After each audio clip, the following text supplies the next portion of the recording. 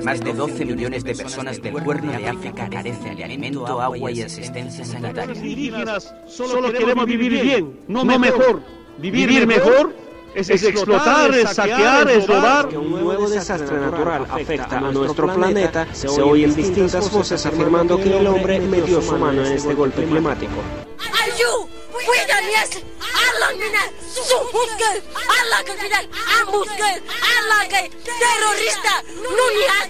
En esos momentos vivimos una temporal calma, porque se vive lo que se llama el ojo del huracán. No se puede engañar a una persona educada. Y por ello la educación se identifica con la libertad, la democracia y el progreso, y también con la capacidad crítica de reconocer los valores, los nuestros y los de los demás.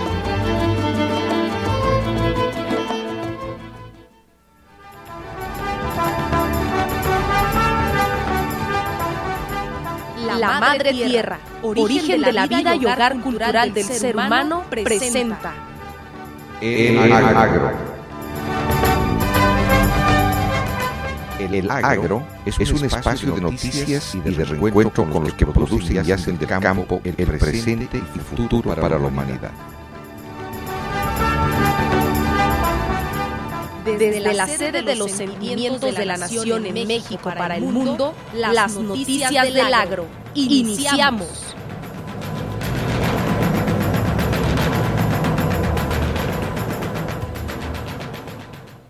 Muy buenos días, amigas y amigas. Me da un gran gusto saludarlos en esta fecha importante. Prácticamente y realmente, además, es el último día del sexto mes del año 2017. O sea, es el 30. Hoy es el 30 de junio, es el último día, ya no hay otro 30 de junio, sino será hasta el próximo año. Me da un gran gusto saludarlos, amigas y amigas, muchísimas gracias que estén sintonizando www.elagro.com.mx, muchísimas gracias que están también sintonizando en Facebook Noticias El Agro, muchísimas gracias, muy amables, les agradezco profundamente esta deferencia. Hoy, 30 de junio, es el día 181, es el 181º día del año en el calendario gregoriano. Bueno, pues quedan 184 días para finalizar el año 2017. Tenemos mucha información, nuestros reporteros, corresponsales y enviados especiales desde el lugar de los hechos le estarán informando lo que está sucediendo en el mundo, en el país y obviamente aquí en el estado de Guerrero. Tenemos mucha información para analizar situaciones económicas, políticas, sociales y culturales. También vamos a analizar cada uno de los segmentos que componen el desarrollo humano. Estamos hablando en lo particular lo que significa la salud, la educación, el medio ambiente, los satisfactores básicos, también obviamente cuál es la inversión que se tiene en el país y en el Estado, cuáles son los referentes sustantivos de las políticas públicas en términos de darle mayores beneficios a los inversionistas, darle mayores beneficios a la sociedad, cuál es la participación ciudadana en las grandes decisiones de las políticas públicas. En fin, todo esto significa este servicio informativo, el agro, la naturaleza de la humanidad. Estaremos hasta las 10 de la mañana, 3 horas de información, comentarios, sugerencias, propuestas, regaños, en fin. Tenemos mucha información. Amigas y amigas, los deportados que vuelvan a Estados Unidos sin papeles tendrán penas de hasta 10 años de cárcel. El Congreso de Estados Unidos aprueba una ley que endurece las penas contra los indocumentados y la otra que retira fondos a las ciudades santuarios. Donald Trump anuncia un oleoducto con México que irá por debajo del muro y se reunirá con el presidente Enrique Peña Nieto. Y bueno, la Alianza del Pacífico redobla su compromiso para aumentar la inversión extranjera. La sombra de los abusos sexuales llega por primera vez a la cúpula vaticana. La segunda jornada de fuertes lluvias colapsa el norte de la Ciudad de México. Y bueno, Mónica Bellucci responderá el día de hoy a los lectores de Facebook Live. La actriz italiana presentará su nueva película que se llama Vía Láctea de Emir Kusturica. Y bueno, también pues Kate del Castillo denuncia a México por trato injusto ante la Comisión Interamericana de Derechos Humanos. La actriz mexicana reclama que su implicación en la investigación al Chapo ha dañado muchísimo su imagen. Eligen rector de la Universidad Autónoma Metropolitana a Eduardo Abel Peñalosa Castro. La institución debe tener mayor presencia en la vida nacional, dijo en entrevista precisamente el flamante rector de la UAM. Reinician en Paseo de la Reforma las obras del Metrobús. Híjole, son obras de infraestructura, es necesario el equipamiento vial en el medio urbano. La Alianza del Pacífico va por nuevos tratados de libre comercio. Los presidentes de México, Colombia, Perú y Chile negociarán en bloque, buscarán acercamientos con Australia, Nueva Zelanda, Canadá y Singapur. Da marcha atrás el gobierno para embarnecer su endeudamiento. Decide ya no colocar bonos por $4,000 millones en mercados financieros. Hacienda informa que se contratará menos débito interno este año. Y bueno, lamentablemente el día de ayer, nos fue muy mal. Perdimos 4-1. La selección nacional perdió 4-1 ante la escuadra B o la selección B de Alemania. Amin Younes marca el cuarto gol de Alemania en la portería de Guillermo Ochoa durante el partido de semifinales de la Copa Confederaciones 2017 que se lleva a cabo, que tiene como sede Rusia. La escuadra mexicana enfrentará ahora a Portugal por el tercer y cuarto lugar. Vamos a ver cómo nos va. Bien, pues el número 3 del Vaticano enfrentará juicio por pederastía. El cardenal Pell deja temporalmente su puesto de encargado de finanzas. Reestrenará Jesús Rodríguez, Primero Sueño, así se llama, de Sor Juana. Ofrece al espectador un viaje hacia el conocimiento lleno de luces y sombras. Alude críticas a Trump por bullying a 2 periodistas. Es triste que se dedique su tiempo a ataques personales, dicen los medios. La cúpula política, incluidos los republicanos, se suma a la reprobación, avalan legisladores 2 proyectos antimigrantes lanzados por Donald Trump. Y bueno, pues también en las entidades federativas, ¿cómo andamos en las entidades federativas? El aval de la Organización de las Naciones Unidas a la presa del Zapotillo, dice el gobierno de Jalisco. La cortina aumentará de 80 a 105 metros y 3 comunidades serán inundadas, asegura. Especialistas de la Universidad de Guadalajara señalan que se elaboró un estudio a modo sin analizar alternativas. El caudal de agua a repartir con León menor al proyectado. El gobernador de Jalisco, Aristóteles Sandoval, fue increpado ayer por el sacerdote Gabriel Espinosa cuando anunciaba en el Palacio de Gobierno del Estado la reanudación de las obras de la presa del Zapotillo que inundará los poblados de Temaculipián, Acásico y Palmarejo. Instan a la Secretaría de Comunicaciones y Transportes y al mandatario de Morelos a demostrar legalidad de obra de Tepoztlán. Y bueno, pues también detienen a 2 presuntos implicados en asesinato de activistas de Tamaulipas. La Procuraduría de Justicia de Tamaulipas informó que aprendió a 2 sujetos involucrados en el homicidio de la activista Miriam Elizabeth Rodríguez Martínez, cometido el pasado 10 de mayo en el municipio de San Fernando. Denunciarían a la Ciudad de México por inundación en Naucalpan. Reportan daños de al menos 135 viviendas, acusan al ayuntamiento de no seguir el protocolo. Desecha el Tribunal Electoral del Estado de México 71 impugnaciones contra la victoria del PRI en el Estado de México. Aduce que quienes presentaron las quejas no estaban autorizados. Vigilan a jefe Z, a uno de los Z en el hospital de Zacatecas. Decenas de militares y policías de Zacatecas resguardan el Hospital General de la capital del estado, donde se encuentra Juan Antonio López Hernández, el comandante ruso, presunto líder del brazo armado del cártel del noroeste de los Zetas en Zacatecas.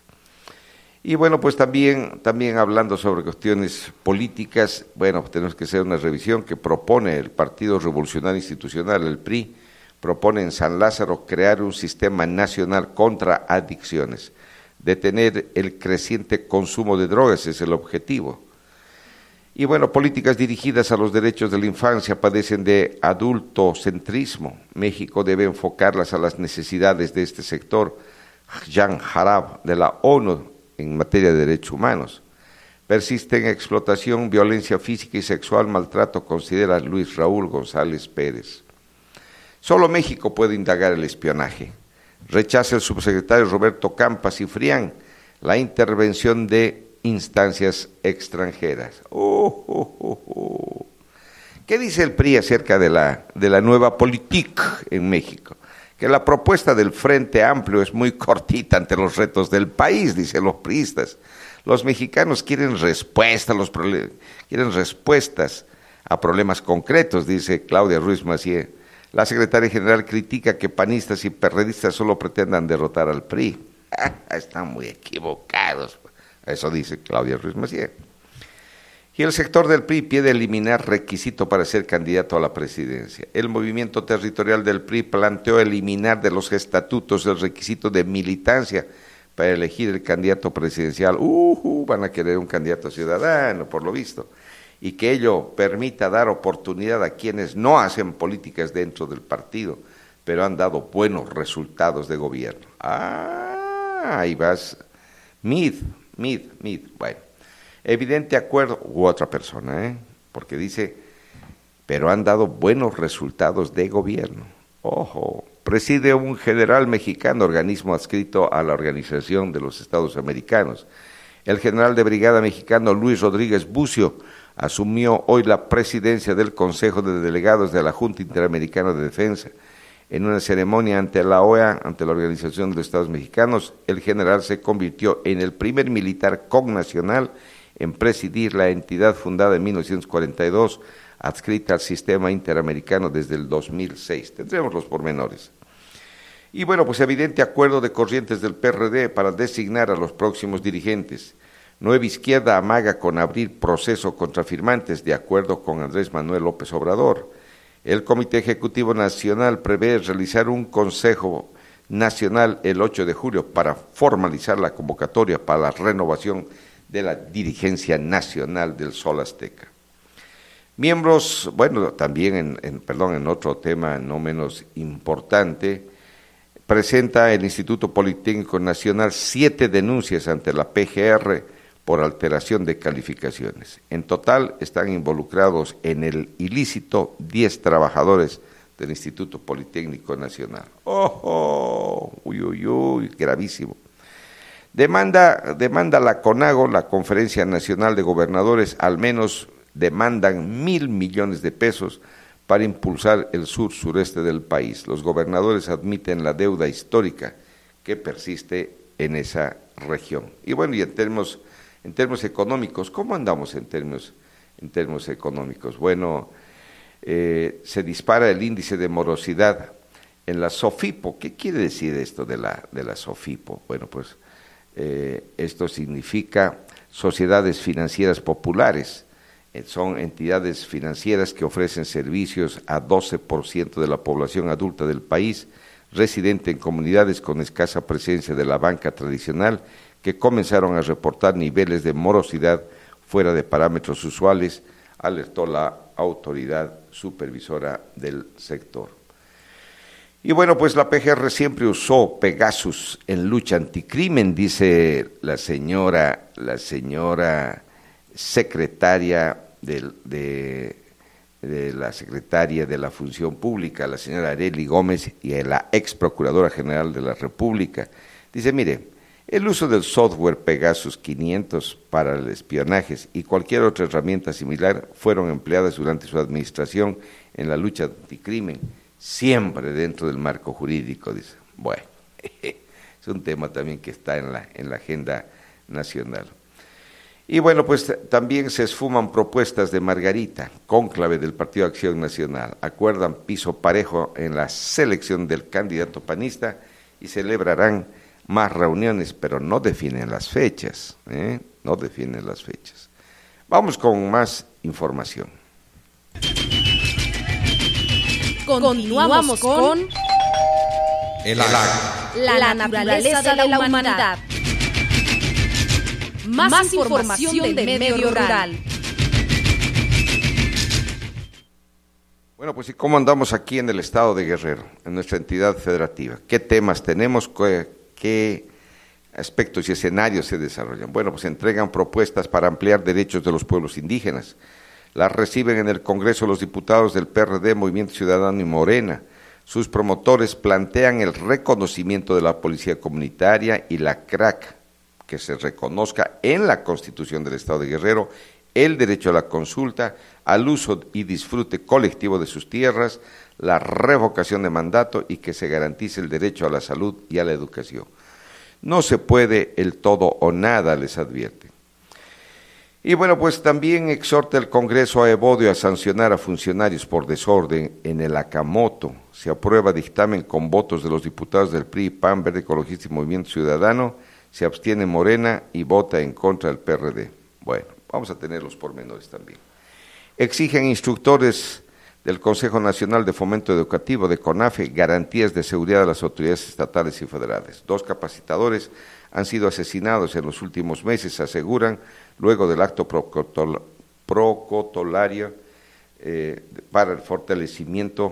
para el fortalecimiento interinstitucional entre esa dependencia y la Secretaría de la Juventud. Bueno, asimismo, bueno, pues no ha cambiado gran cosa, pero bueno, primero vamos al repunte de la ocupación. Acapulco sigue por debajo de Los Cabos y Cancún, advierte un hotelero, mientras el puerto alcanza 60 habitaciones ocupadas por cada 100, los otros destinos registran hasta 80% al año. Indica, bueno, pues este es un análisis que hace el presidente de la Asociación Mexicana de Hoteles y Moteles, Raúl García González. Tenemos más información, vamos a ir a una breve pausa y regresamos con el desarrollo de la información. Las semillas brotan en el campo como germinan las palabras en el agro. Regresamos. Son las 7 de la mañana con 17 minutos. Tenemos más información, amigas y amigas, muchísima información. Pues vamos a ir a la agencia Deutsche Welle, la agencia alemana. Vamos a ir con noticias de última hora.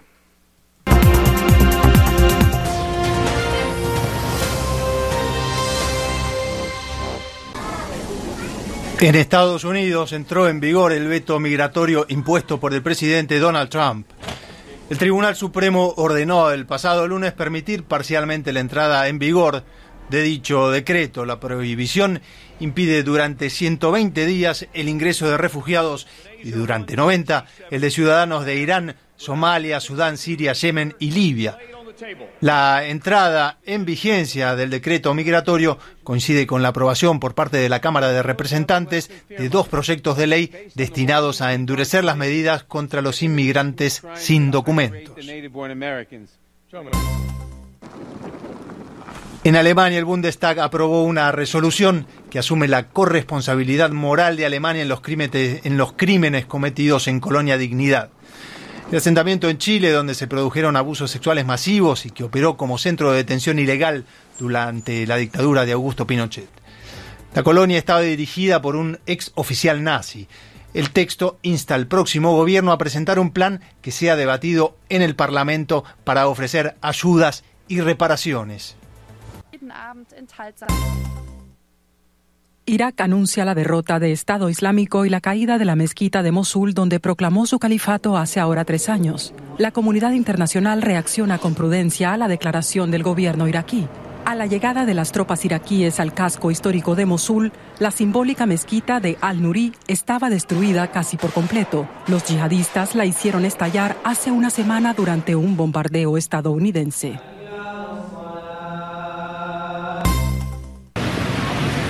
La oposición venezolana volvió a salir este jueves a las calles. Esta vez marchó hasta el Consejo Nacional Electoral. Razón, frenar el proyecto de Asamblea Constituyente impulsado por el presidente Nicolás Maduro. La Guardia Nacional disparó gases lacrimógenos y perdigones, lo que dejó varios heridos. Esta nueva jornada de protestas coincide con la citación por parte de la Fiscalía venezolana del mayor general Antonio José Benavides en calidad de imputado por violaciones de derechos humanos en manifestaciones contra el ejecutivo de Nicolás Maduro. En Colombia comenzó la 12ª cumbre presidencial de la Alianza Pacífico.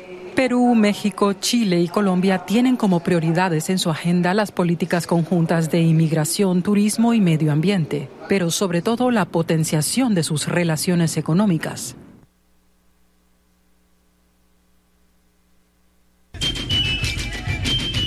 Continuamos con El agro.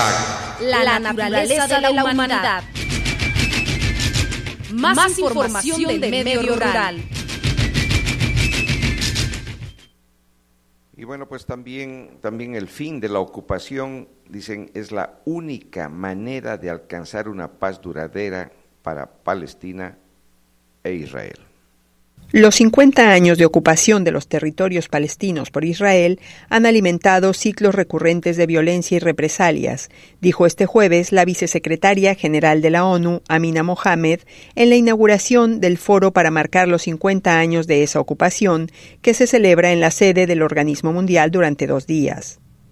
Mohamed fue la encargada de leer a los participantes en el evento un mensaje del secretario general Antonio Guterres, en el que recordó que la ocupación iniciada en 1967 ha impuesto un enorme sufrimiento humanitario a los palestinos, quienes han visto a generaciones enteras crecer en campamentos de refugiados en medio de la pobreza y sin la esperanza de una vida mejor. Poner fin a la ocupación es la única forma de sentar las bases para una paz que satisfaga las necesidades de seguridad de Israel y las aspiraciones de un Estado soberano de los palestinos. Es la única manera de alcanzar los derechos inalienables del pueblo palestino, apuntó la vicesecretaria general. El foro para marcar los 50 años de ocupación es auspiciado por el Comité de la ONU sobre el ejercicio de los derechos inalienables del pueblo palestino y reúne expertos internacionales, entre ellos algunos del Estado de Palestina y de Israel, así como a representantes de la comunidad diplomática, de la sociedad civil, de la academia y del colectivo estudiantil. Carla García, Naciones Unidas, Nueva York. Bueno, pues también se habla sobre la Alianza Pacífico en Colombia. Vamos al reporte con Aitor Sáenz. Bueno, nuestro colega Aitor Sáenz está cubriendo para Deutsche Welle esta cumbre en Cali. Allí tuvo la oportunidad de entrevistar a Felipe Jaramillo, quien es el presidente de la Agencia Gubernamental Pro Colombia. Con él conversó sobre las claves de esta cumbre. Escuchemos. Nos encontramos con Felipe Jaramillo, presidente de ProColombia, que este año asume la presidencia pro tempore de la Alianza Pacífico. Gracias, señor Jaramillo, por esta entrevista con Deutsche Welle. Se está hablando del visado único, de la figura de estados asociados. ¿Qué se espera de esta cumbre? Bueno, yo creo que esta cumbre es el escenario ideal para seguir avanzando en este proceso de integración política, económica y comercial dentro de la Alianza del Pacífico. La Alianza es sin duda el ejercicio de integración más exitoso en la historia reciente de Latinoamérica. Yo creo que hay una cantidad de temas en los que la Alianza ha avanzado a muy buen ritmo y que hoy nos permiten estar cada vez más cerca de ese objetivo macro que nos trazamos los gobiernos de los 4 países hace un tiempo, de lograr la libre movilidad de bienes, personas, capitales dentro del contexto de la Alianza del Pacífico.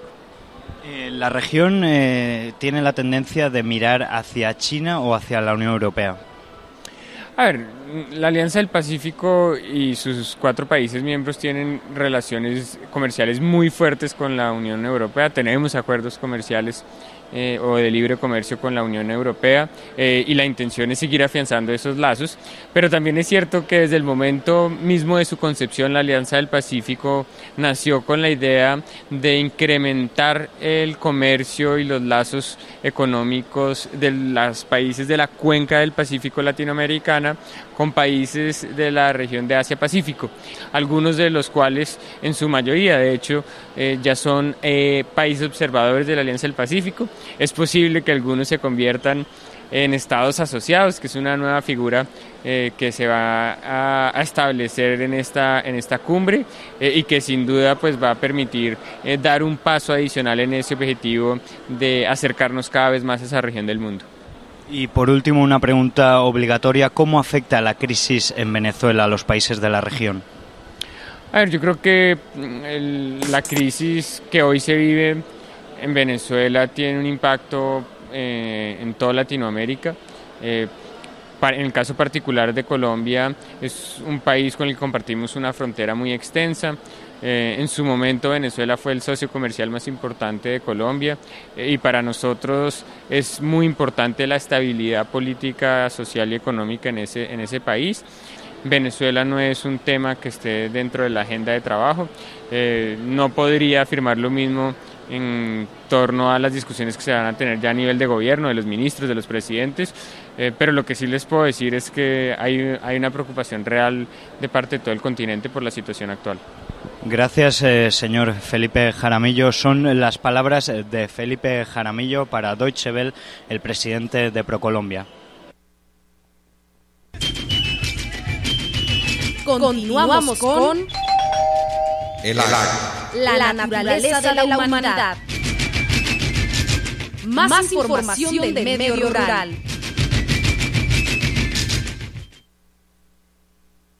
Bueno, pues el señor Michel Temer está pasando por la calle de la amargura, dirían allá en mi pueblo, por una situación de contaminado por la denuncia de la corrupción. La denuncia por corrupción contra el presidente de Brasil, Michel Temer, llegó el día de ayer a la Cámara de Diputados, cuyo presidente Rodrigo Maia afirmó que en el caso de presentarse más cargos contra el gobernante, estos no serán unificados en una sola causa, como pretende la base aliada al gobierno. Maia aseguró que a pesar de ser partidario de Temer, adoptará una actitud republicana al tratar la denuncia contra el mandatario y cumplirá con las exigencias legales.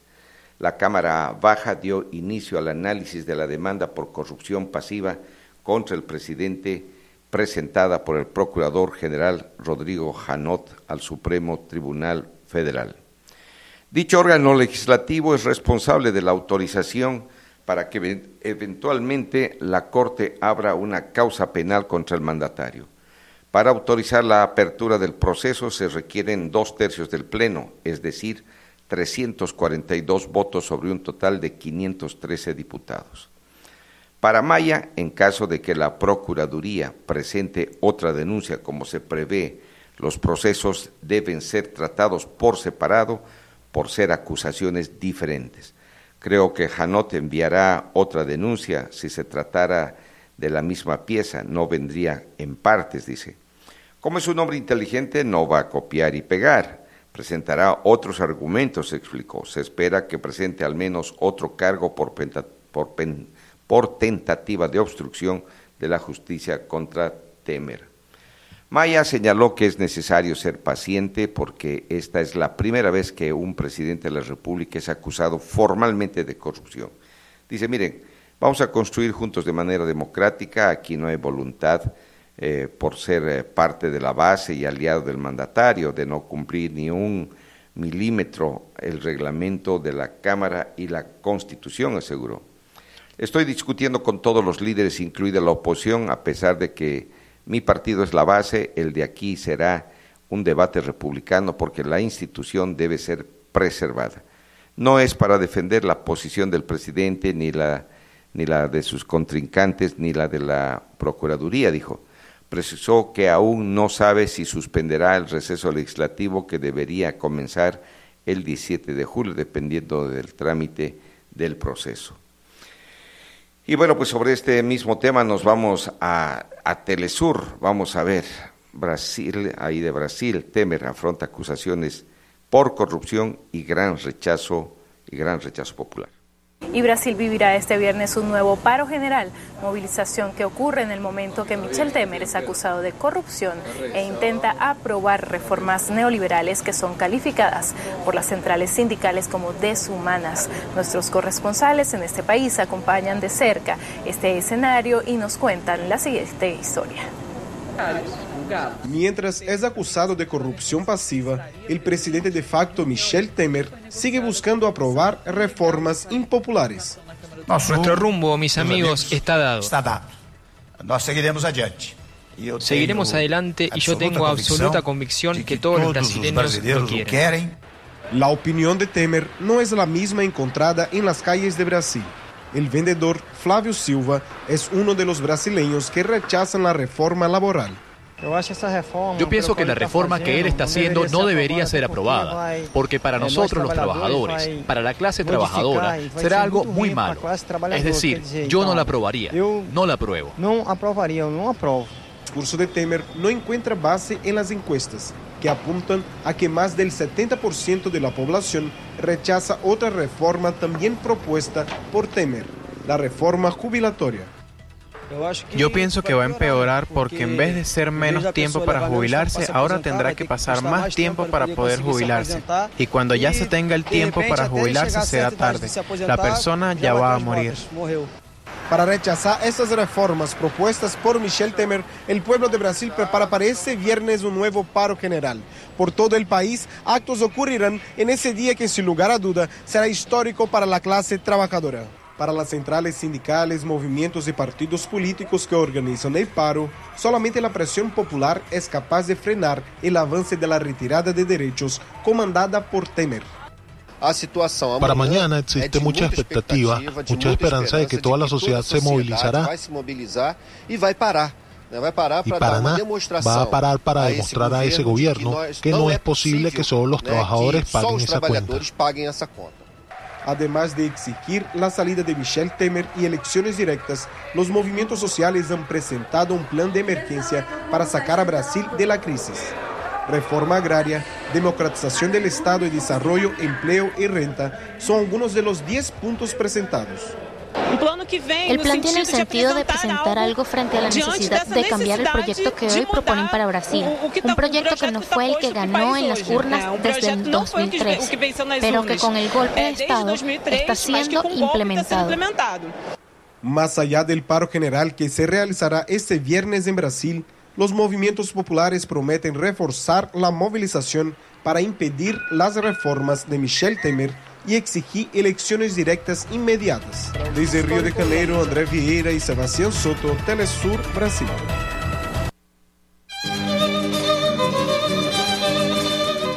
Las semillas brotan en el campo como germinan las palabras en el agro.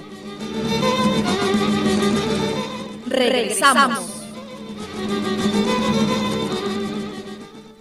Bueno, pues y hablando de Brasil, pues el Frente Popular de Brasil se solidariza, ¿sabe con quién? Con Venezuela. Vamos a ver, Nicolás Maduro, vamos para allá, vamos a Brasilia.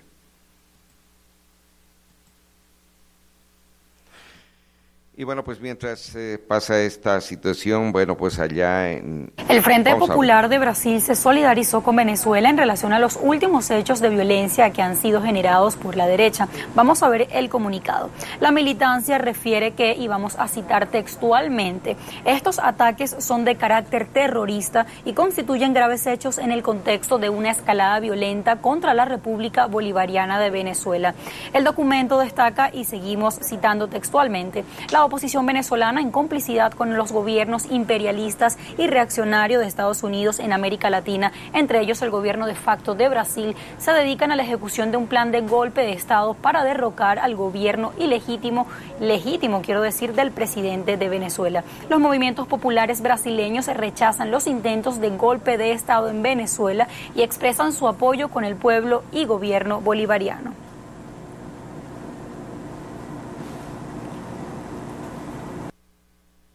Bueno, pues y en otra información también no menos importante que tiene carácter internacional, bueno, pues también vamos a hacer una revisión de la Fiscalía que evalúa investigar al presidente del Perú por caso de esta firma brasileña que también contaminó a medio mundo con corrupción, Odebrecht. El escándalo de corrupción de Lavallato también alcanzaría al actual presidente peruano. El mandatario Pedro Pablo Kuczynski habría recibido $250,000 de la offshore ligada a Odebrecht. La fiscalía de ese país evalúa abrir una investigación sobre este y otros indicios de presunta corrupción. Vamos a ver el informe. Son diversas operaciones bancarias las que generan sospechas sobre el mandatario peruano. Una de ellas realizada a su cuenta personal desde un offshore en Islas Caimán, en diciembre de 2015. Es justamente un presunto depósito de $250,000 de la empresa TRG Allocation Offshore, que es una offshore, ¿no?, que le habría efectuado este depósito en plena campaña electoral. También se cuestionan depósitos por más de $100,000 que Odebrecht Perú habría realizado entre los años 2007 y 2008 a las empresas First Capital y Latin American Enterprise, empresas de las que PPK habría sido director.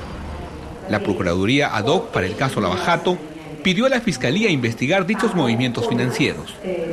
La Fiscalía todavía está evaluando este pedido. Actualmente ha sido derivado a la Fiscalía especializada en delito de corrupción de funcionarios, porque de acuerdo al fiscal de lavado de activos, al fiscal superior de lavado de activos, señala que estas transferencias de dinero estarían vinculadas a presuntos actos de corrupción. Los documentos que prueban estas transacciones fueron entregadas por la propia entidad financiera a la Comisión del Congreso de la República que investigó el caso Lavallato hasta julio del año 2016. Este grupo de trabajo también fue alertado de la relación entre Odebrecht y 2 ONGs ligadas a PPK. Fueron 2 ONGs que recibieron plata de Odebrecht y a la cual PPK era miembro. Son cosas que tienen que quedar claras, porque si no estaríamos llegando a una situación de incertidumbre y desconfianza, y estamos hablando del presidente de la República.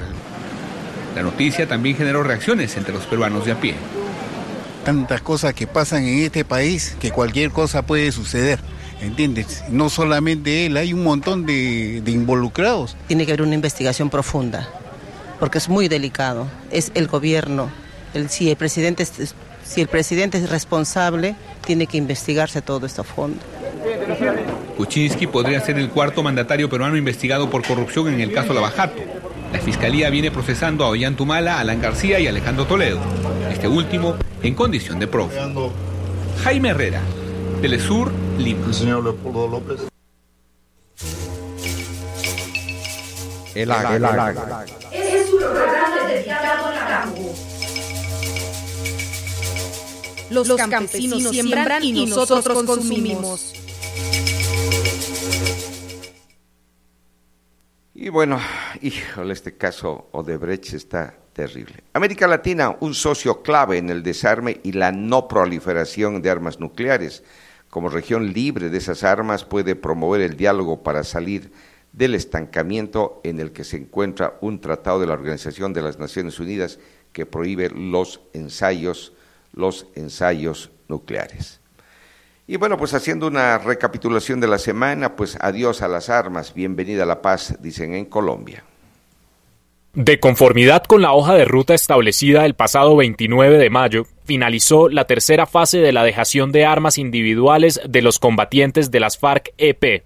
En el marco del histórico suceso, se llevó a cabo un acto en la zona veredal de normalización de Mesetas Meta. Durante el evento, el jefe de la misión de la ONU en Colombia, Jean Arnaud, mostró la experiencia en Colombia como un caso ejemplar que se podría aplicar en otras regiones del mundo. El cese de fuego y de hostilidades bilateral, declarado el 29 de agosto de 2016, ha sido respetado por ambas partes y ha contribuido directamente al descenso de los principales indicadores de violencia en el país. Las reglas del cese al fuego, a las cuales se sometieron ambas partes, han sido cumplidas con pocas excepciones. Importante para nuestra valoración es el hecho que ninguno de los incumplimientos observados refleja un patrón de violaciones deliberadas. Recalcamos también que globalmente las obligaciones del Gobierno y de las FARC-EP relativas al respeto de los derechos de la población civil han sido observadas. Finalmente, y es de especial importancia para las Naciones Unidas, el mecanismo tripartita de monitoreo y verificación ha jugado a cabalidad su papel. un papel sin precedente en la experiencia internacional de supervisión de cese el fuego. Por su parte, el presidente de Colombia, Juan Manuel Santos, destacó la dejación de armas como un paso fundamental en la construcción de un país que ofrezca nuevas oportunidades a sus ciudadanos. Podremos ser un país donde se multiplique la inversión y con ella el empleo digno para todos. Un país con más turismo, con más personas recorriendo y disfrutando de nuestro maravilloso territorio. Un país donde nunca más nos matemos por nuestras ideas y todos empujemos en una sola dirección, que es la de la paz, el progreso y la justicia. Ese país es posible cuando un grupo alzado en armas. Los campesinos siembran y nosotros consumimos. Muy bien, pues vamos con más información, amigas y amigos. Tenemos más información. Bueno, pues tenemos un caso especial que tendríamos que considerar plenamente, que es el despertar del sueño americano, o sea, historias de las madres deportadas. Estamos hablando de Yolanda Barona, que es fundadora del Dreamers Moms USA, que está en Tijuana. Escuchemos. Ella es Yolanda Barona.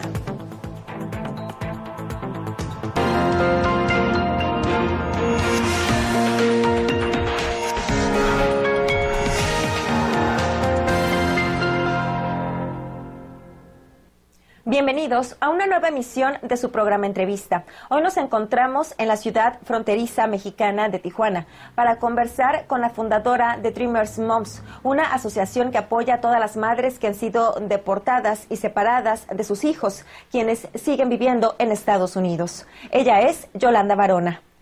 Yolanda, gracias por recibirnos. Eres muy amable. Quisiera comenzar preguntándote, ¿cómo es que vive una madre deportada cuando es separada de sus hijos? Bueno, si se le puede llamar vida a estar sin ellos, yo creo que es una vida incompleta, es una vida que ninguna madre queremos vivir, es un constante preocuparse por cómo están nuestros hijos, qué están haciendo. Es como si nuestro cuerpo estuviera de este lado, pero realmente nuestra mente está persiguiendo a nuestros hijos en Estados Unidos. Realmente el vivir sin ellos, yo no le llamaría vida. ¿Cómo es que comienza tu historia, Yolanda? ¿Cómo es que llegas a Estados Unidos? Tú eres mexicana de nacimiento. Sí. ¿Dónde naciste? Yo nací en Taxco, Guerrero. Ajá. Y a la edad de 26 años decido cambiar mi vida. Estaba saliendo de un matrimonio que me estaba causando muchos problemas. Decido darle una vuelta a mi vida y pienso en Estados Unidos. O sea, siempre fue un país que yo consideré uno de los mejores para vivir. Pensé en darles a mis hijos una vida diferente. No siempre pensé que iba a ser una mejor vida, pero pensé que iba a ser una vida distinta. Decido irme con ellos, con 2 niños muy pequeños, y pues bueno, después de haber vivido 17 años en Estados Unidos, viene mi deportación y es así como me encuentro en la ciudad de Tijuana. ¿Qué hacías en San Diego? ¿A qué te dedicabas en San Diego? Era gerente de 2 tiendas de comida rápida. Te puedo decir que mi vida en Estados Unidos fue muy buena. Viví una vida muy bien, una vida cómoda, una vida estable. Me permitió pues sacar adelante a mis hijos como madre soltera después de que me separé del padre de mis hijos. Así que yo tengo muy buenos recuerdos de Estados Unidos. Realmente lo que yo creí que iba a vivir, ese sueño americano, yo sí lo viví dentro de Estados Unidos. ¿Y qué pasa? ¿Cuándo y por qué te deportan? Me deportaron el 31 de diciembre de 2010.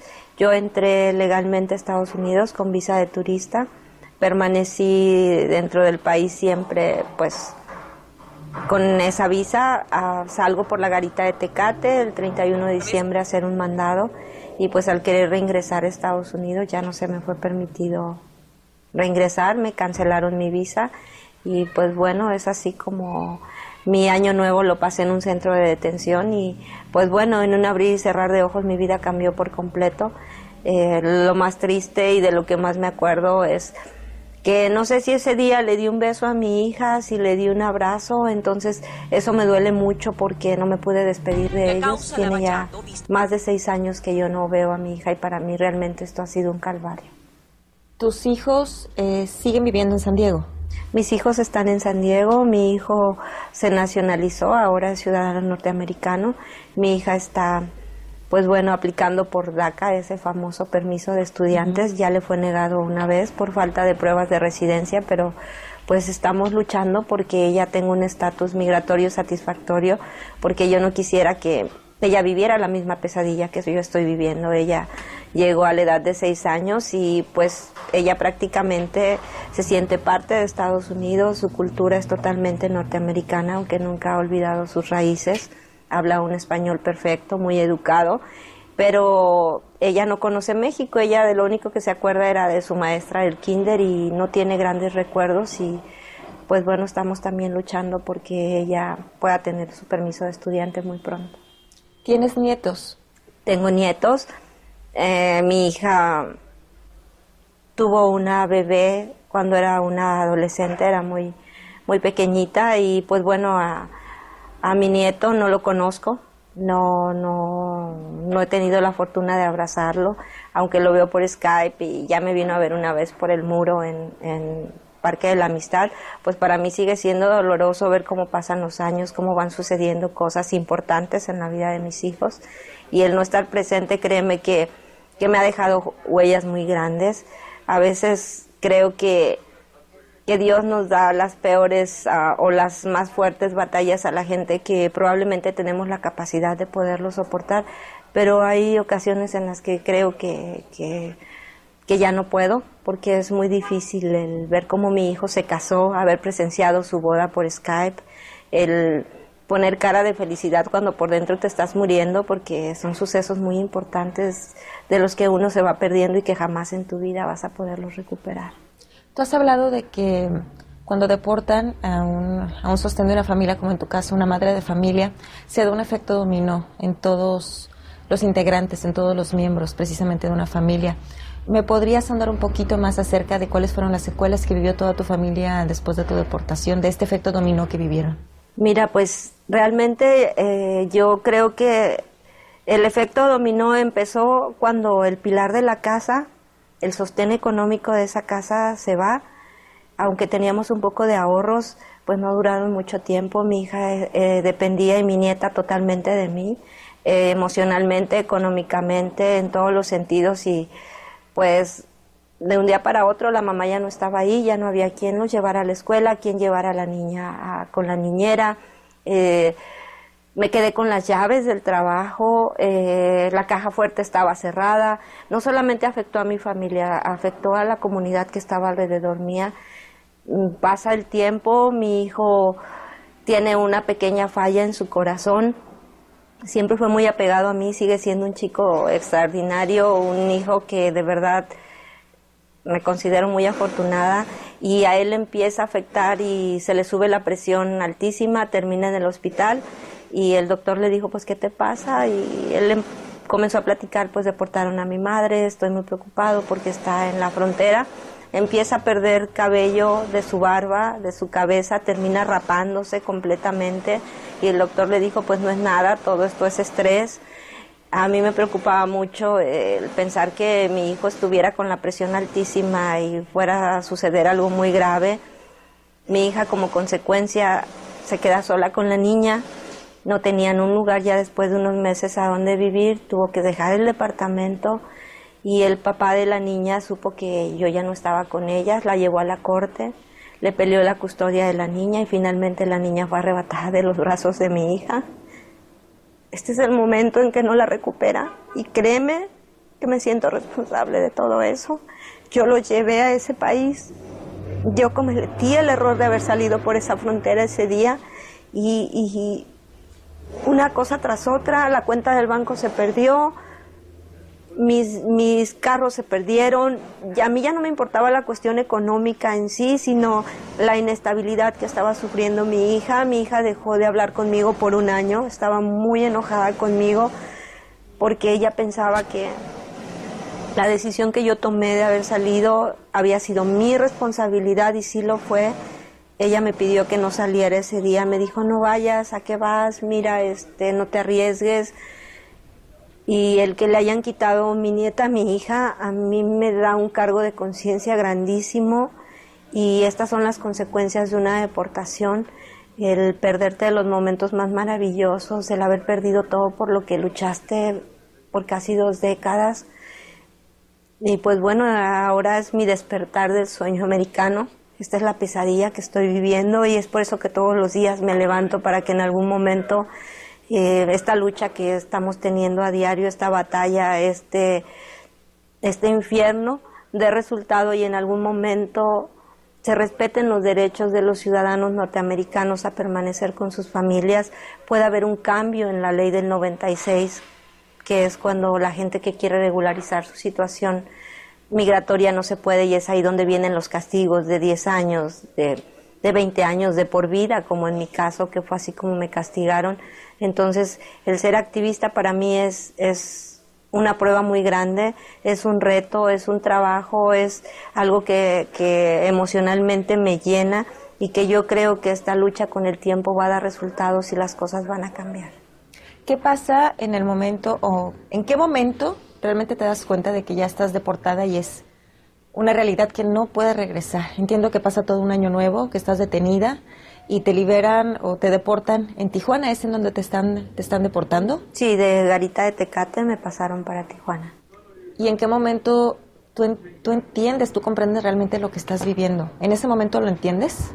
Mira, cuando yo lo entendí no fue en el momento de la detención, porque todavía estaba yo dentro de Estados Unidos y yo les pedía que me permitieran ver a un juez, que me permitieran explicarles el por qué yo no podía salir de Estados Unidos. Me lo negaron completamente, y pues bueno, cuando me abren la puerta, que en aquel entonces era un torniquete por el que salías, piso México, subo la mirada, veo la bandera mexicana que ondeaba para todas partes.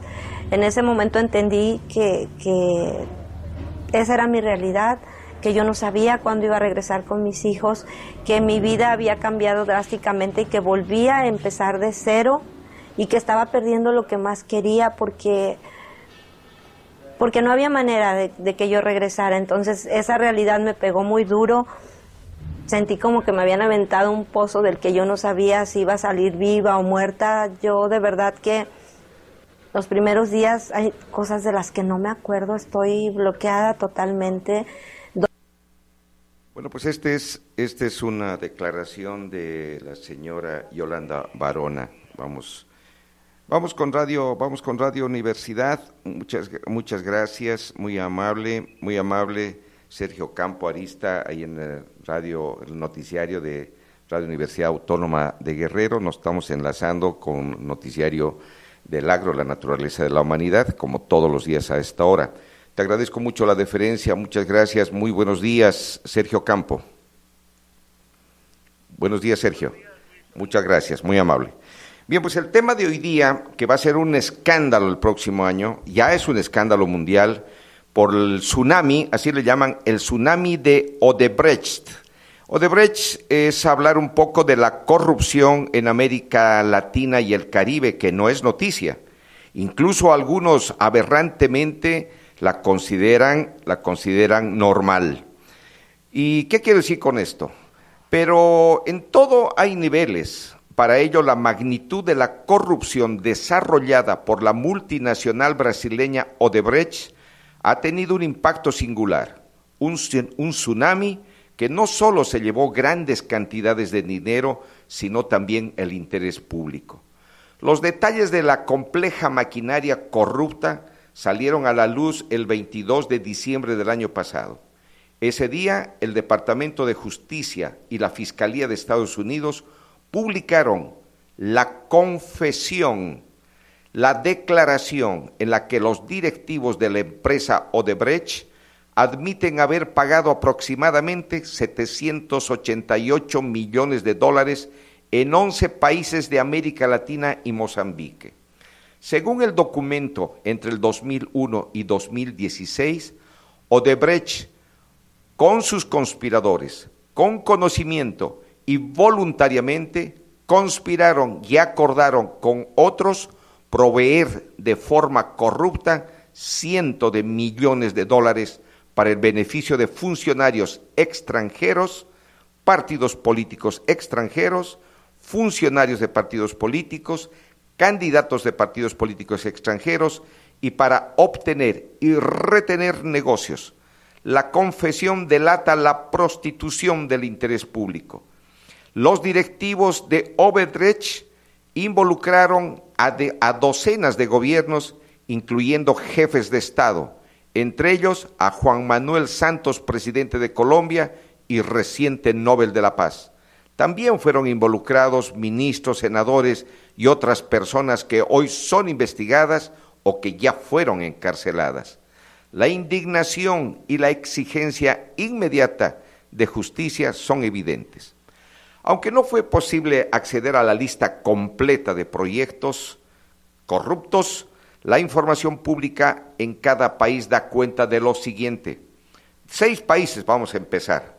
Argentina, gasoductos, potabilización de agua, obtención de potasio y soterramiento del ferrocarril Sarmiento, entre otros. Brasil, la corrupción para obtener cientos de proyectos, incluyendo industrias extractivas, y la represa de Belo Monte, desde su planeación, ha ocasionado graves violaciones de derechos humanos. 3. Colombia, otro acto de corrupción de Odebrecht, la Ruta del Sol y el Río Magdalena, las 2 obras de alta ingeniería más importantes de Colombia. 4. Ecuador, también otro acto de corrupción de Odebrecht, donde también invirtieron mucho dinero y corrupción, la hidroeléctrica de Mandiricú, la refinería del Pacífico. Si bien la administración de Rafael Correa declaró que posibles sobornos ocurrieron antes del 2007, el gobierno de Estados Unidos asegura tener pruebas de sobornos posteriores. 5. México. Proyecto petroquímico etileno 21, el más grande de América Latina, y otro acto de corrupción con recursos de Odebrecht para también sobornar el gasoducto Los Ramones II del norte. 6. Perú, carretera interoceánica norte-sur, el proyecto hidroenergético Alto Piura, el tren eléctrico de Lima. 7. República Dominicana, la termoeléctrica Punta Catalina. En todos los países, los sobornos involucran proyectos energéticos o de infraestructura proclamados como esenciales para el desarrollo por gobiernos, organismos internacionales y empresas. Esta contaminación es hoy el tema del día en todos estos países, por no decir que otros más se irán a descubrir, otros actos más de corrupción que se van a descubrir en países de América Latina. Eso es cuanto puedo informarte y también dejar al criterio de la sociedad sobre estos actos de corrupción de esta firma multinacional de Brasil, Odebrecht, que ha contaminado varios países. Eso es cuanto, Sergio Campo. Muchas gracias. Muy buenos días. Gracias, gracias. Vamos con más información, amigas y amigos. Vamos con más información.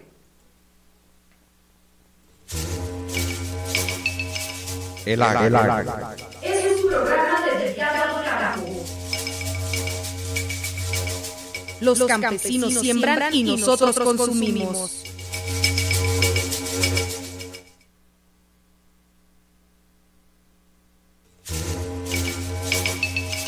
El agro. Este es un programa desde el Diálogo Carajo. Los campesinos siembran y nosotros consumimos. Muy bien, pues continuamos con más información, amigas y amigas. Continuamos con mucho más información. Y bien, pues también les tenemos que comentar, informar y darles a conocer que la Organización de las Naciones Unidas, sobre todo ACNUR, informa de nuevo el retorno forzado masivo de refugiados nigerianos en Camerún. La Agencia de la ONU para los Refugiados, ACNUR, expresó alarma por un nuevo incidente de regreso forzado de refugiados de Camerún al noreste de Nigeria. Unos 887 refugiados nigerianos, la mayoría niños, fueron repatriados en 6 camiones del ejército de Nigeria y la policía camerunesa. Los migrantes fueron rodeados por las autoridades, amenazados y forzados a emprender el viaje de regreso, y los exhortó a abstenerse de ejecutar más retornos forzados. Laura Quiñones, Naciones Unidas, Nueva York.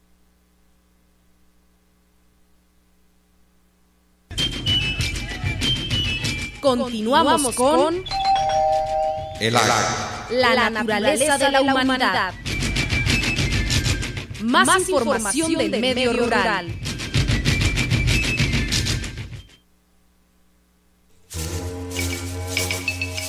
El agro.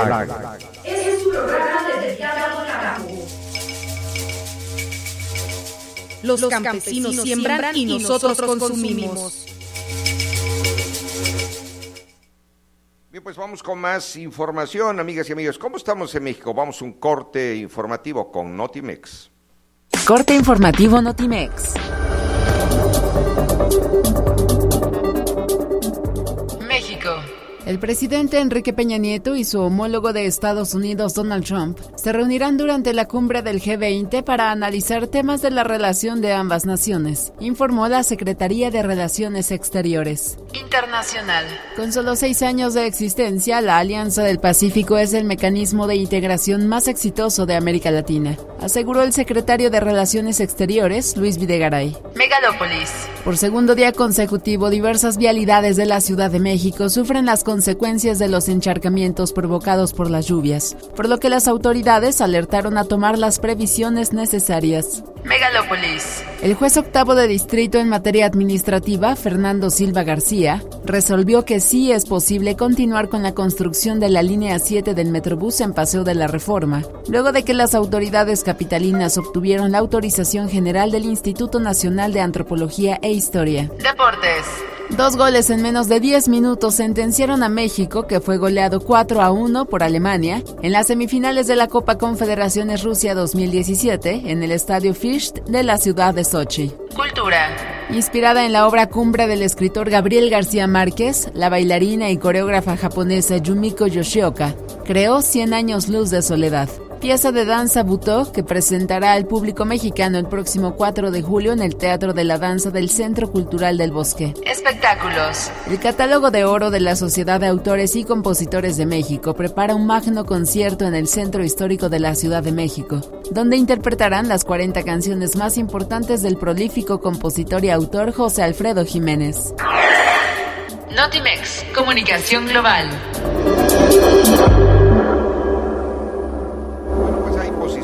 Hay posiciones encontradas en cuanto a lo que es la cuestión del espionaje. Algunos dicen, bueno, pues dice, fue algo normal, siempre se ha hecho los espionajes, y bueno, pues en ese sentido no debemos alarmarnos, ni tampoco hacer acusaciones sin mayor elementos de juicio, en fin. Y bueno, pues, ¿qué es lo que dice la señora Arely Gómez, ex procuradora general de la República y actual secretaria de la Función Pública? Afirmó que el uso del software Pegasus 500 y cualquier otra herramienta similar fueron empleadas durante su administración en la lucha anticrimen, siempre dentro del marco jurídico, dice. Pegasus 500 es el software con el que presuntamente se intentó espiar a periodistas y defensores de derechos humanos entre el 2014 y 2016, cuyo contrato de compraventa se dio a conocer, sobre todo Milenio, con base en una acta administrativa en la que consta la entrega del instrumento a personal de Gómez tras la salida de Jesús Murillo Caram de la PGR. Según se dio a conocer, Baja California, Chihuahua, Durango, Tamaulipas, Jalisco, Nayarit, Tlaxcala, Estado de México, Guerrero, Campeche y Puebla tuvieron relaciones comerciales con el grupo TechBull SADCB a través de empresas intermediarias. Al término de la 58 reunión nacional de la Comisión Permanente de Contralores Estado-Federación en San Luis Potosí, la funcionaria afirmó que el uso de estas herramientas está respaldado por un mandato de ley con el fin de combatir el crimen organizado y la delincuencia. La Procuraduría General de la República y cualquier otra Procuraduría tiene, para poder cumplir con su mandato, algunos sistemas y herramientas de inteligencia que se deben de utilizar siempre dentro del marco jurídico.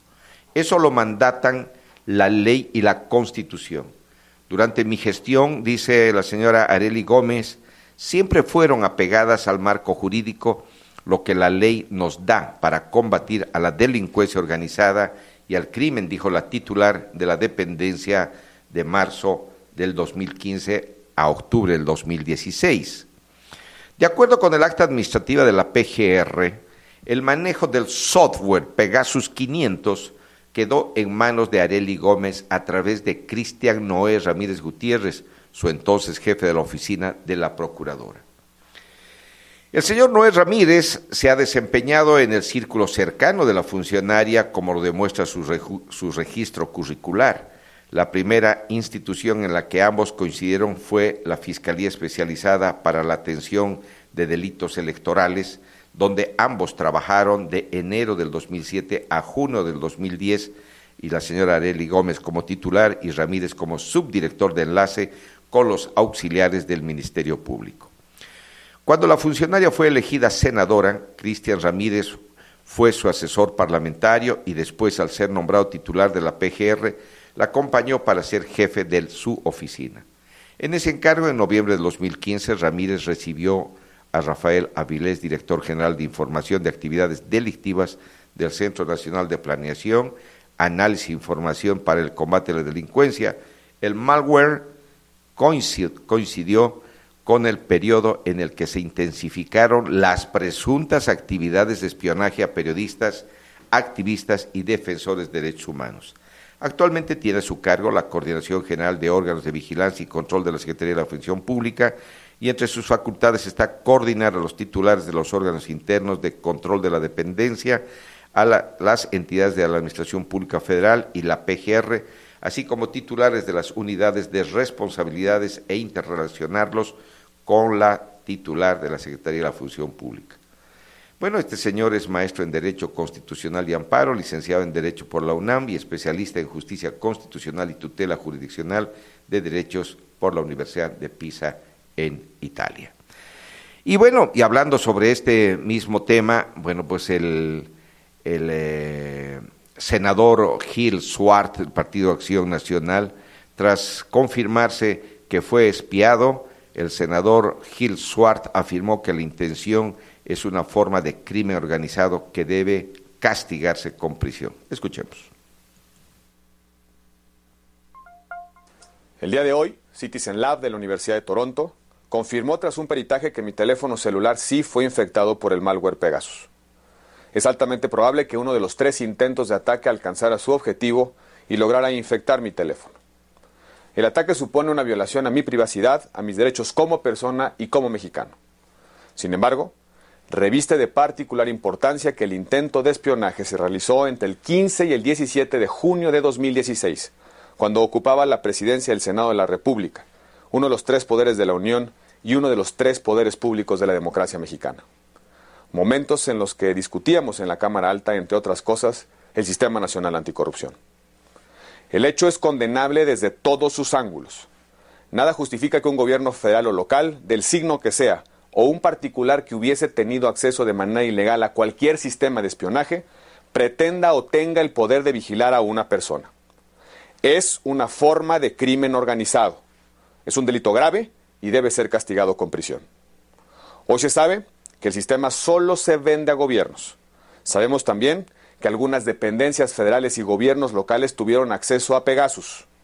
Es un hecho que alguien distrajo recursos con los que cuenta el Estado mexicano y que deben ser utilizados contra los criminales para espiar a activistas sociales, periodistas y políticos. He informado al presidente del Senado de estos hechos, del resultado del peritaje, para que se defiendan los intereses y la autonomía de ese poder del Estado. Por mi parte, como ciudadano, presentaré la denuncia penal ante la Procuraduría General de la República. Como senador, exijo que la Comisión Bicameral de Seguridad Nacional tome en sus manos el caso y solicite información puntual sobre la adquisición y uso del sistema, así como de la información que pudo haberse obtenido de manera ilegal.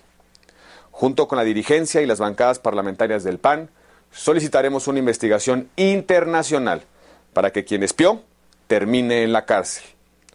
Informo que presentaré en el próximo periodo ordinario de sesiones una iniciativa de ley para regular y vigilar el uso de herramientas para intervenir comunicaciones, con especial énfasis en los castigos a los que serán sujetas aquellas personas que los utilicen de forma ilegal.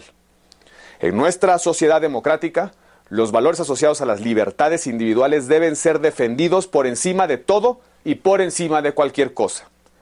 México no puede ser un país en el que se persiga a adversarios y críticos. México debe ser un país de leyes, de libertades, un país de derechos, en donde nadie tenga la posibilidad o el poder para meterse a nuestras casas.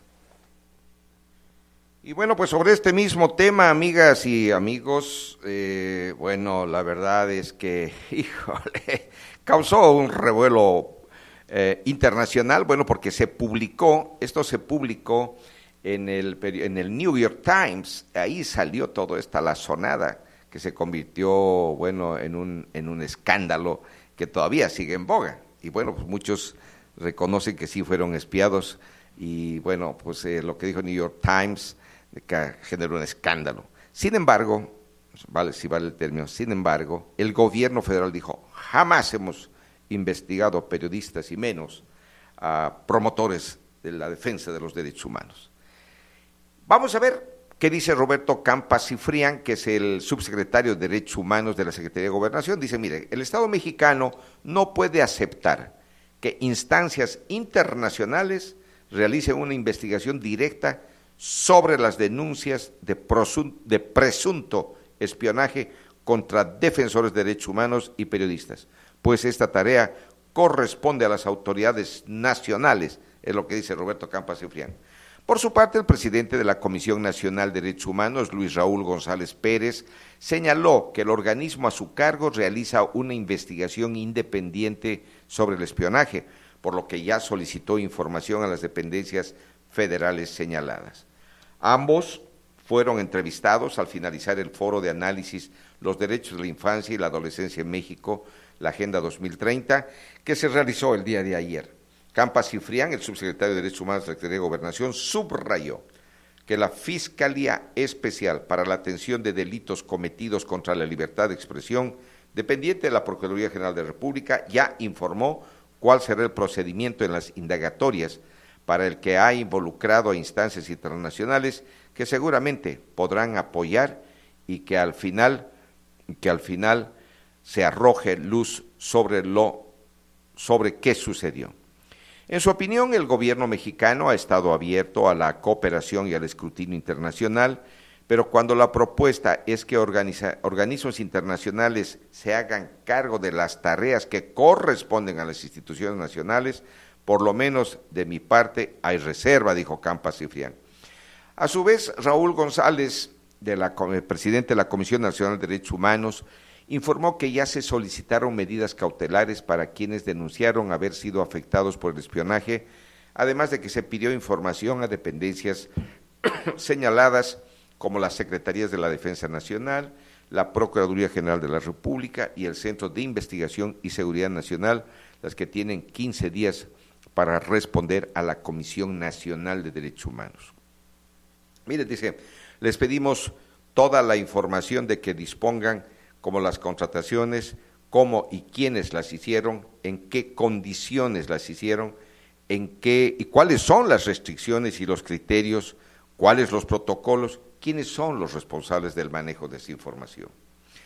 Pero también dice el Ombudsman Nacional, dice, pero no solo eso, también nos hemos dirigido a los gobiernos estatales para que informen si han contratado este tipo de equipos y el uso que le han dado, no solo del tipo Pegasus, sino de cualquiera que pueda interceptar llamadas o acceder a los equipos y privacidad de las personas al margen de la ley, lo que es reprobable y constituiría una violación a los derechos humanos, concluyó el señor Raúl González, presidente nacional de la Comisión o presidente de la Comisión Nacional de Derechos Humanos.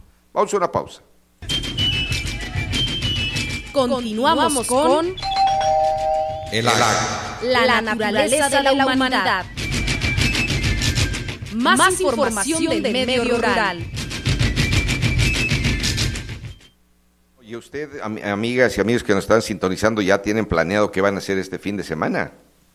Ya lo tienen. Ah, muy bien, no, pues los felicito, qué bueno que ya tienen, ya tienen ustedes programado qué van a hacer. Bien, pues vamos a escuchar a Yolanda Barona, que es fundadora de los Dreamers Moms USA Tijuana. Ella es de aquí del estado de Guerrero, ella es de Taxco, y bueno, pues se separó del esposo y dijo, mejor me voy a Estados Unidos. Bueno, ¿qué les pasa a los niños menores de edad en Estados Unidos cuando deportan a sus madres latinoamericanas? Pues es una pregunta interesante. ¿Tienen alguna posibilidad de abrazarlas de nuevo? Bueno, pues la agencia de noticias de Rusia, RT, nos cuenta su historia, esta mujer que logró sobreponerse a su dolor y encontró la fuerza necesaria para ayudar a otras madres deportadas en la lucha por sus derechos. Vamos a escucharla. Dormía mucho, no comía, mi hija no hablaba conmigo, yo estaba en una depresión total, yo en un momento pensé que me iba a morir, y no por haber dejado una vida cómoda, un buen trabajo, una buena casa, no, yo pensaba en mis hijos, en mi familia, en que se me estaba negando ese derecho natural a permanecer con mis hijos, y yo lo vine a entender con los meses cuando alguien me dijo, ya levántate, te vas a morir, no es sano lo que estás haciendo. Hice una oración grandísima y Dios me puso en mi camino una organización que se llama Dreamers Moms, que ya existe en Estados Unidos. Me sugirieron que hiciera otro grupo, lo hice y fue esto, para mí, este grupo es mi salvavidas, este grupo para mí es mi vida y yo creo que ha sido el salvavidas de muchas mujeres porque lo he podido ver con mis propios ojos. Y me gustaría que me contaras un poquito acerca de las labores que haces como activista en esta organización que tú encabezas, que es Dreamers Moms USA Tijuana. Sí, mira, una de las cosas principales, cuando esta agrupación se formó hace 4 años, el 10 de mayo, pues principalmente era para tener como un círculo de mujeres que pudiéramos hablar del mismo tema, que nos entendiéramos, porque ya ser deportado es un estigma social grandísimo. Mujeres que te preguntan, ¿y por qué te deportaron? No, pues, ¿por cuánto tiempo te deportaron? No, pues de por vida.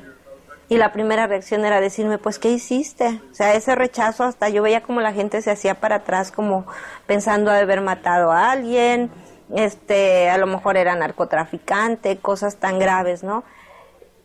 Y lo que sí te puedo decir es que la mayoría de las mujeres que pertenecemos a esta organización pues somos mujeres que solamente trabajamos, ese ha sido nuestro único delito, sin récord criminales, sin nada de que deberle al gobierno de Estados Unidos, al contrario, muchas de nosotras fuimos víctimas de abuso sexual y violencia doméstica dentro de Estados Unidos.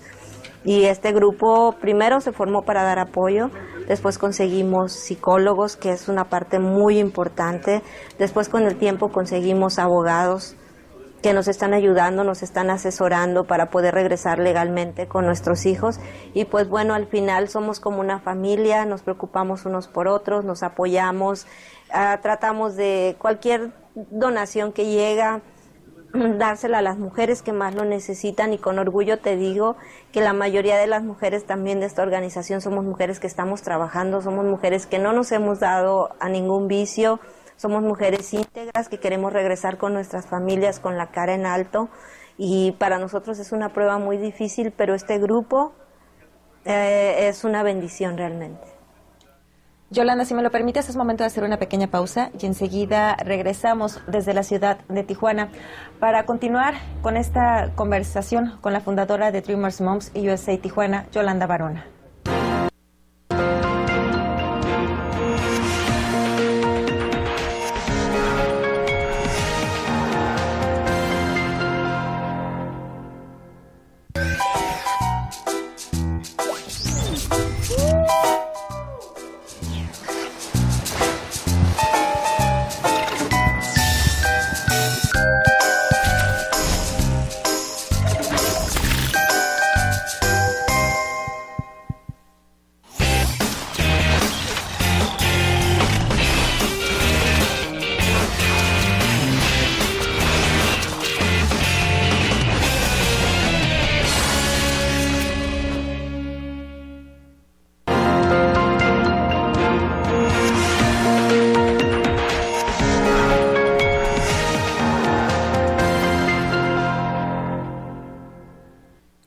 Gracias por continuar con nosotros. Continuamos en esta entrevista con la fundadora de Dreamers Moms USA Tijuana, Yolanda Barona.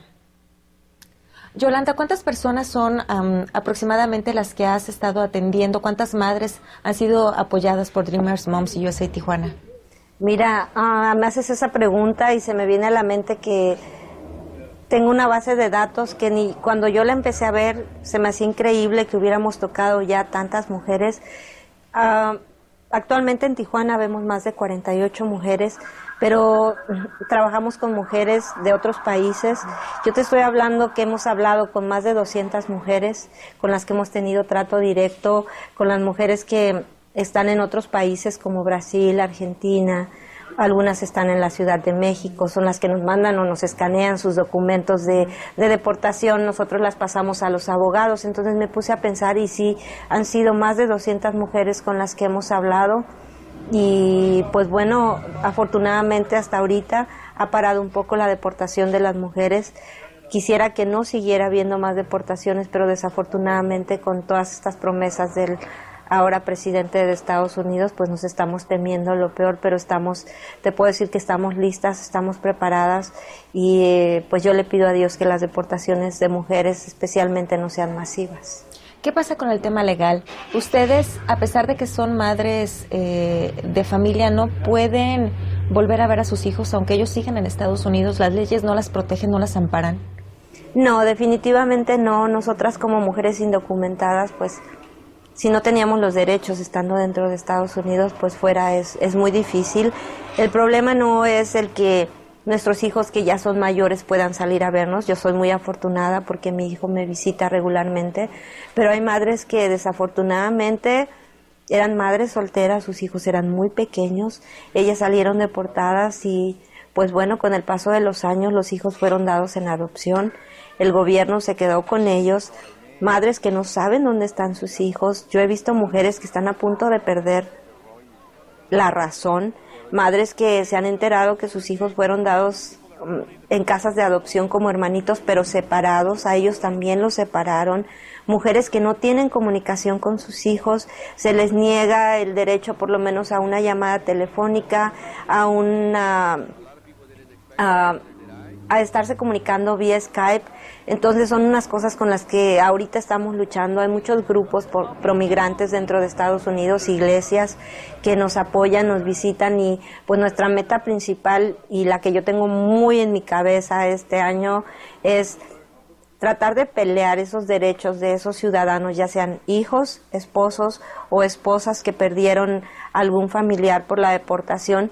El pelear que se les permita regresar con ellos, que no se les castigue, o que si están dentro indocumentados se pueda solucionar su situación dentro de Estados Unidos, porque yo creo que como ciudadanos norteamericanos se les están violando sus derechos, se les está separando de su familia sin la oportunidad de poderles arreglar su situación migratoria. Esto es algo en lo que nos vamos a enfocar este año. Ya el año pasado estuvimos tratando mucho con las visa U y ya hemos tenido resultados. También ya tenemos una reunificación familiar por medio de ACLU. Nos han ayudado con una mujer que ya regresó por medio de la salida voluntaria. Si nosotros no hubiéramos estado envueltas en este movimiento, jamás nos hubiéramos enterado que ella tenía la posibilidad de volver. Ya tenemos otra madre que regresó centroamericana por medio de la visa U. Le recomendamos que se entregara a migración porque tenía amenazas acá afuera. Sí, se regresó con sus 2 hijos ciudadanos, la detuvieron por 6 meses, salió y ahora ya tiene su visa U. Para mí eso ha sido un logro importantísimo, el tener ya 2 mujeres allá adentro por medio de esta lucha y el que ahora estemos 3 mujeres más peleando visa U. A mí me abre un mundo de expectativas y de esperanzas enormes para todas las mujeres que están deportadas y que pasaron por este tipo de situación. Y también para las mujeres que están dentro de Estados Unidos, que están sufriendo este tipo de violencia, que lo reporten, que no tengan miedo, que sepan que su situación migratoria se puede regularizar si ellas pierden el miedo y dejan de ser esas víctimas que llegamos a ser por esas amenazas de como eres indocumentada, pues cuando tú vayas y denuncias te van a deportar. Eso no es cierto, eso es una gran mentira.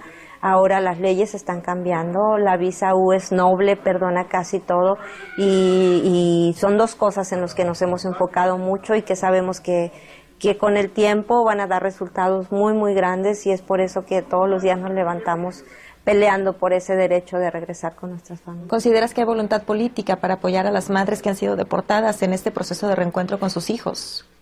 No, no la hay. Realmente te puedo decir que esta lucha es una lucha nuestra, es una lucha que estamos peleando solas, esta lucha es una lucha que Dios nos ha puesto en el corazón. Realmente no tenemos apoyo de ninguna autoridad, pero sí sabemos que hay leyes y que esas leyes se tienen que hacer cumplir, y es por eso que estamos luchando, porque sabemos que estamos solas, sabemos que somos como ignoradas, que somos como invisibles, tanto para el gobierno de México como para el gobierno de Estados Unidos, pero yo creo que las grandes peleas y las grandes victorias se tienen que pelear primero con el corazón y después con cuestiones y argumentos legales, porque no podemos estar soñando, tenemos que ser realistas y tratar de aferrarnos a esa opción legal, y esa opción legal podría ser la visa U.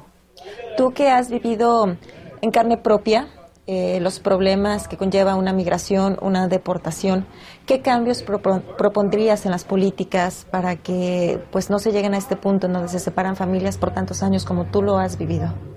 Yo creo que son muchos factores que se tienen que tomar en cuenta, ¿no? Primero, el que tengas una conducta moral aceptable, que, bueno, trates de respetar, dice ese dicho, ¿no?, que a donde quiera que fueres, haz lo que vieres. Entonces tratar de ser lo más respetuoso con las normas y las leyes, el que, bueno, tomen en cuenta que ya tuvimos hijos allá, vivimos tanto tiempo, determinados años, pagamos impuestos, no le debemos nada a la policía, no pedimos ningún beneficio, que somos un bien para la comunidad. Y yo creo que un cambio grandísimo es arreglar esa ley del 96, donde se han impuesto esos castigos para esas personas que pueden regularizar su situación, y en lugar de ayudarlos, lo que hacen es castigarnos, dejarnos acá afuera, y de esa manera seguir separando a las familias. Yo creo que son muchas cosas que hay que hacer, y sobre todo luchar con ese odio, esa diferencia de colores, de pieles, de idiomas. Yo me puse a pensar ahora, bueno, todos estamos bajo el mismo cielo, todos respiramos el mismo aire, nos pega el mismo sol, somos hijos de un mismo creador. ¿Por qué ensañarse en castigarnos como unos retrógradas, ¿no? Como si nos regresáramos años atrás, donde el primer castigo que les daban los nazis a las madres era quitarles a sus hijos. Creo que ya es tiempo de hacer cambios grandes, y yo creo que sí se va a lograr. Yo estoy tan segura de que quizá yo no lo vea, pero mis nietos lo van a ver, mis hijos van a ver esos cambios, y yo quiero que muchos de nuestros hijos y nuestros nietos se sientan orgullosos de saber que no los olvidamos, que seguimos luchando todos los días por ellos. Bien, pues esta es una entrevista que hace la agencia de noticias de Rusia, RT, a nuestra paisana Yolanda Varona, que es fundadora de las Dreamers Muse USA Tijuana. Ella se divorció, dice que la situación no andaba muy bien con su esposo, y decidió irse a Estados Unidos con sus hijas. Sus hijas, bueno, pues se quedaron en Estados Unidos, ya la deportaron, ella está viviendo en Tijuana, ya vio por vía televisión o por el celular, vio cuando se casaba su hijo, y ella no podía entrar a Estados Unidos. En fin, todo una entrevista interesante que hacen, y en las preguntas dice, ¿qué les pasa a los niños menores de edad en Estados Unidos cuando deportan a sus madres latinoamericanas? ¿Tienen alguna posibilidad de abrazarlas de nuevo? Pues preguntas muy interesantes y respuestas también muy puntuales que hace nuestra paisana de Taxco, Yolanda Varona. Vamos a una pausa y regresamos con más información. Ya está listo nuestro compañero Zacarías Cervantes. Vamos a una pausa. Continuamos con El Agro. La naturaleza de la humanidad. Más información del medio rural. Bien, pues son las 8 de la mañana con 32 minutos. Vamos con nuestro compañero Zacarías Cervantes en su comentario de todos los viernes. Zacarías, ¿cómo estás? Muy buenos días, gusto saludarte. ¿Qué tal? Luis Flores, buenos días al auditorio del Agro. Pues te comento que después de un proceso de casi un mes, finalmente la mañana de ayer la Coordinadora Regional de Autoridades Comunitarias pues y 5 organizaciones sociales más presentaron a diputados del Movimiento Ciudadano, del PRD y de Morena su propuesta de iniciativa de reformas a la Constitución política del Estado en materia de derechos y cultura de los pueblos indígenas y afromexicanos. Hay que recordar que el 4 de junio pasado los diputados del Movimiento Ciudadano, Ricardo Mejía Verdeja, el diputado presidente de la Comisión de Asuntos Indígenas del Congreso Local, Osiel García Trujillo, y la diputada de Morena, María de Jesús Cisneros Martínez, se reunieron en la Casa Matriz de San Luis Acatlán con autoridades comunitarias de las 4 casas de justicia de la Coordinadora Regional de Autoridades Comunitarias. Ahí los diputados entregaron sus propuestas de reforma, de iniciativa de reformas al artículo 14 de la Constitución Política del Estado de Guerrero en materia de derechos indígenas, y platicaron con las autoridades comunitarias de la CRAC, del CECOP, de Tlachinolan, del Consejo de Comunidades Damnificadas de la Montaña, del Frente Popular de Tlapa, de que con esas propuestas y la suya, es decir, la de las organizaciones, también que sean la consulta. Ahí las autoridades, sobre todo el asesor de la CRAC, Valentín Guzmán, dijo que los pueblos indígenas tienen derecho a la consulta, sobre todo cuando se tenga que explorar su territorio, y citó concretamente el caso de las mineras. Pidió que los pueblos indígenas sean consultados para cuando las autoridades federales, estatales o las empresas internacionales pues quieran explorar para la extracción de algún mineral sus tierras. Otra de las propuestas que hicieron ahí en su iniciativa es que también tengan derecho a la educación, a la salud, y también pidieron que se eleve a rango constitucional el derecho que tienen a la creación de nuevos municipios, porque el gobierno del Estado y en el gobierno federal y no les dejan la posibilidad de tomar decisiones para este asunto, y que solamente los diputados deciden dónde y cuándo es necesario aprobar la creación de nuevos municipios, cuando ellos están sufriendo la marginación y la desatención de los 3 órdenes de gobierno allá en su territorio indígena. Te comento que por parte de los diputados el de Movimiento Ciudadano, Ricardo Mejía Verdeja, y el del PRD, Osiel García Trujillo, pues reconocieron que la propuesta de iniciativa pues es ambiciosa y de avanzada, textualmente lo dijeron así, pero que precisamente por eso pues no le den expectativas, porque pues por la correlación de fuerzas en el Congreso local no obtendrían la mayoría.